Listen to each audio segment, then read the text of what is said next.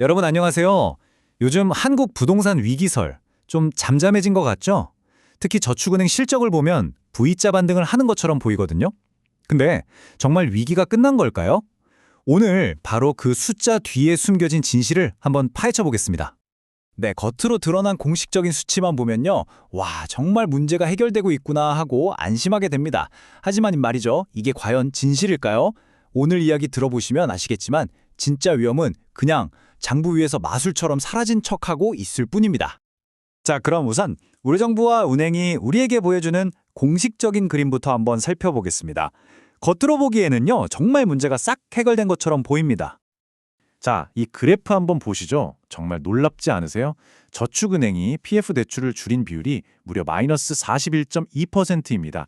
여기서 PF 대출이라는 게 뭐냐면 아직 짓지도 않은 건물에 돈을 빌려주는, 그러니까 굉장히 위험성이 높은 부동산 프로젝트 대출이거든요. 그런데 저축은행이 다른 어떤 금융권보다도 압도적으로 빠르게 이 위험한 대출을 정리하고 있다는 겁니다. 네, 맞습니다. 서류상으로만 보면 모든 게 완벽해요. 부실채권, 그러니까 NPL 비율도 뚝뚝 떨어지고 있으니 이제 정말 괜찮아졌구나 싶죠. 그런데 말입니다. 여기서 진짜 근본적인 질문이 생깁니다. 도대체 그 많았던 부실채권은 다 어디로 왔을까요? 증발이라도 한 걸까요? 정답은 바로 PF 정상화 펀드라고 불리는 아주 특별한 마술상자 안에 있습니다. 네, 바로 이 펀드가 그 부실 채권들을 감쪽같이 사라지게 만든 주인공입니다.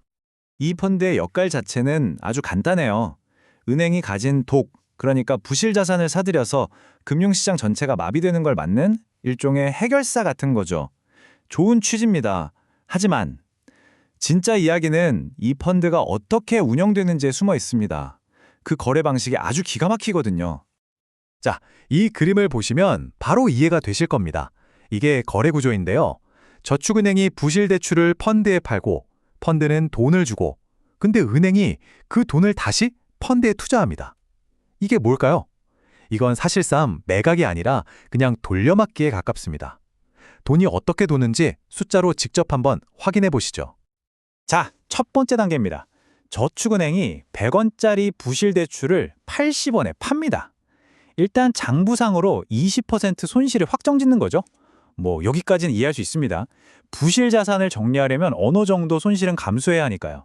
그런데 진짜 이상한 건 바로 다음 단계입니다. 정말 이상한 일이 벌어지죠. 대출을 팔아서 받은 돈 그 80원 중에서 무려 91%를, 그러니까 거의 전부를 방금 그 대출을 사간 펀드에 고스란히 다시 집어넣습니다. 이게 대체 무슨 상황일까요? 사실상 자기 부실 채권을 자기 돈으로 다시 사들인 셈인데 은행은 이 이상한 거래를 통해서 대체 뭘 얻은 걸까요? 네, 바로 이 지점에서 마술의 비밀이 풀립니다. 리스크가 사라진 게 아니었어요. 그냥 다른 모습으로 변신했을 뿐입니다.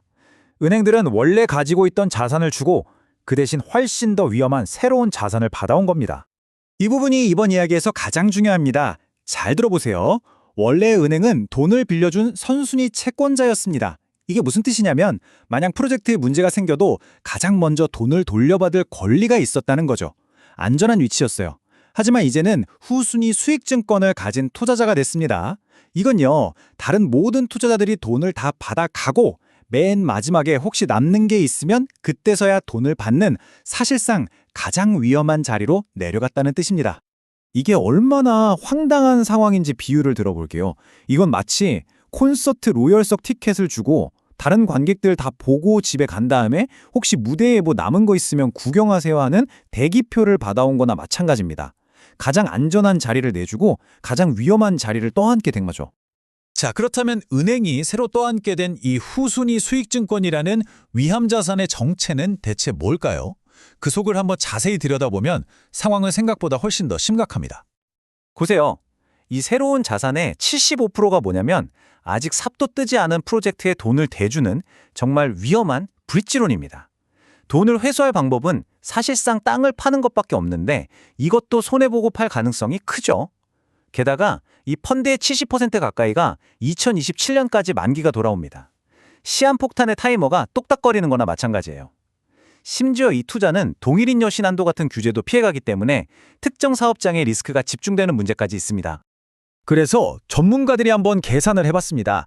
만약에 부동산 시장이 지금보다 30%만 더 떨어지는, 그러니까 아주 비현실적이지도 않은 상황이 온다면 어떻게 될까?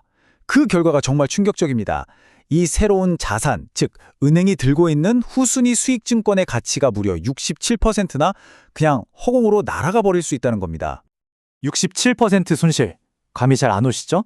이걸 돈으로 환산하면 자그마치 1조 4천억 원입니다. 1조 4천억 원. 이 돈이 얼마나 큰 돈이냐면요.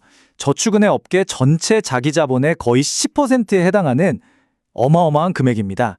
한마디로 저축은행들의 기반 자체를 흔들 수 있는 엄청난 충격이라는 거죠. 자, 그럼 이제 우리가 처음 시작했던 지점으로 다시 돌아가 보죠. 겉으로 보이는 공식적인 숫자들은 분명 좋아지고 있었습니다. 하지만 우리가 방금 확인한 이 숨겨진 위험을 다시 더해서 계산해 보면 그림이 완전히 180도 달라집니다.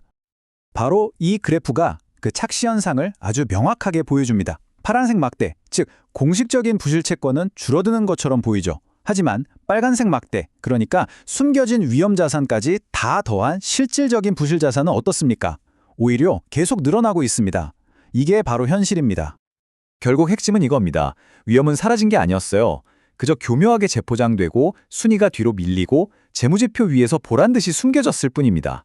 이 복잡한 금융기법은 문제를 해결한 게 아니라 그저 더 큰 폭탄을 만들어서 시간을 버는 일종의 폭탄 돌리기를 하면서 지금은 안전하다는 위험한 착각을 만들어낸 것에 불과합니다.